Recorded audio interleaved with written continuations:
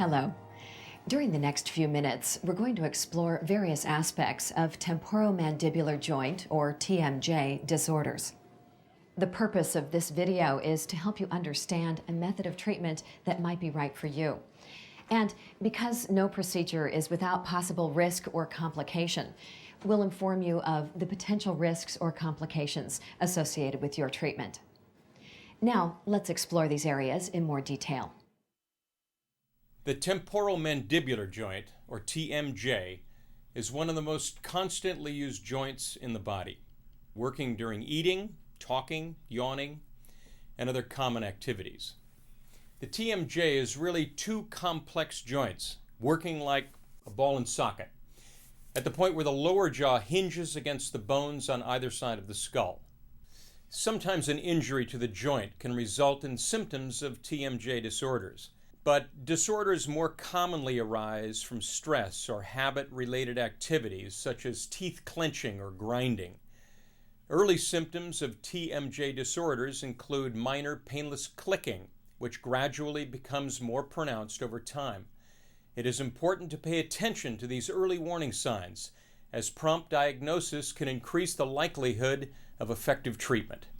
Proper temporomandibular joint function depends on the harmonious working of the surrounding muscles, bite, and jaw bones. A problem in any one of these areas can result in TMJ disorders. When muscles surrounding the TMJ are tight, usually due to stress habits such as teeth clenching, pressure is placed on the TMJ, damaging the disc portion of the joint. Bite problems, such as overbites, can place the condyle or ball portion of the joint in an unstable position. Impact injuries can cause the disc to slip out of position, creating discomfort during simple activities such as talking or chewing. When patients seek help for a possible TMJ disorder, we obtain a thorough medical history, including information on the individual's lifestyle, overall health, diet, and medication. We then conduct a physical examination to test for painful muscles, joint noises, and abnormal jaw movements. Pinpointing the source of the TMJ problem may require the patient to undergo one or more diagnostic X-rays, which provide detailed images of bone and soft tissue changes in discs and ligaments. The oral surgeon reviews all findings with the patient to develop a mutually acceptable treatment plan. And before treatment begins, the oral surgeon also explains what the patient may realistically expect from the treatment. After my TMJ disorder was diagnosed, I was relieved to learn that there was a lot I could do to alleviate the problem. Even though I can't control my hectic lifestyle, it's good to know that there are some things I can control. And I felt better just knowing that I could participate in my own treatment. Simple changes in habits, such as giving up hard foods or chewing gum, can enable the temporomandibular joint to rest, often bringing relief. Other remedial therapy can include the use of ice packs, moist heat, gentle flexibility exercises, and over-the-counter medications. Now, when these methods do not adequately address the problem, additional treatment may be indicated. Such treatment may include a bite plate, called a splint or a night guard, to help prevent clenching or grinding and reduce muscle tension. Now, in some cases, orthodontics or restorative dental treatment can relieve joint pressure by improving harmony among the muscles, the joints, the discs, the ligaments, and the teeth.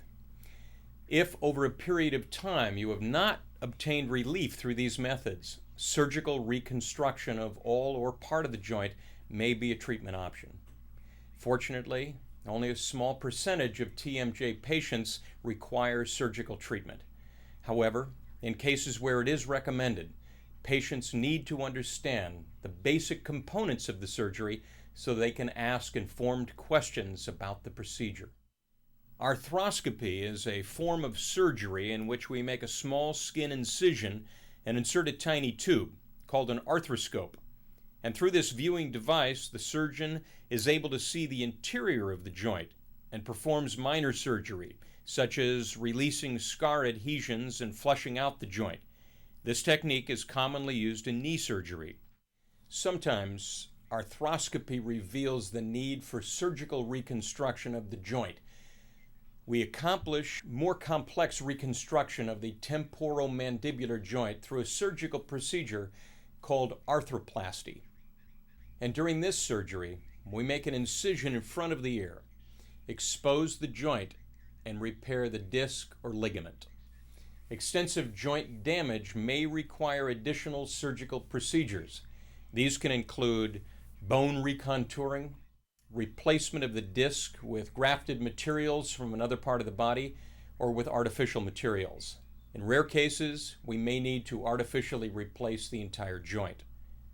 Now, these other procedures we can do here in the office, but we always conduct this type of procedure under general anesthesia, and this means you will not be conscious during the surgery. There must be risks. Well, yes, there are, and I want to go over the risks with you in some detail. So please stop me whenever you have a question or need further clarification. Now, the risks of general anesthesia can include nausea, vomiting, nosebleed, tooth damage, hoarseness, prolonged recovery, and pneumonia. And as with any general anesthetic, it may be potentially fatal. Some side effects can be anticipated following the surgery. These can include bleeding, usually for only a few hours, swelling inside the mouth and on the side of the face, some discomfort, muscle stiffness in the jaw or the joint area, and temporary bruising of the face or the lips and beneath the sides of the jaw. So far, we've reviewed the diagnosis, treatment, and alternative treatment of this surgery. No surgical procedure is without risk, so we want to make sure that you're also informed about some of the complications. Your oral surgeon will explain these risks to you prior to surgery. You'll be asked to sign a written consent form to signify your understanding. If you have questions or need further explanation, always be sure to ask. First, there is the risk of infection. In any surgery, bacteria are always present and may cause infection. However, infections usually respond to antibiotic treatment. In cases of severe infections, prolonged treatment or hospitalization may be necessary. Are there any other complications? Depending on the difficulty of the surgery, there are a variety of risks. Now, these include a slightly noticeable skin incision line and possible damage to sensory or motor nerves in this area.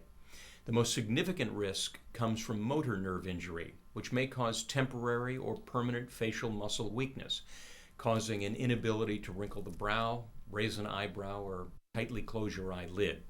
Now, these changes are both cosmetic and functional, and while usually temporary, are very occasionally permanent and severe. Another possible risk of TMJ surgery is continuing discomfort in various areas of the face. Patients should be aware that surgical treatment will not necessarily result in total relief from all of these symptoms, and continued pain may be experienced. And regardless of the treatment, patients may not improve, and their condition may even become worse, especially if there is a return to stressful habit patterns. Our goal is to help patients understand their diagnosis, their treatment plan, and the risks of treatment. Patients are encouraged to, at all times, entertain realistic expectations about the effectiveness of treatment.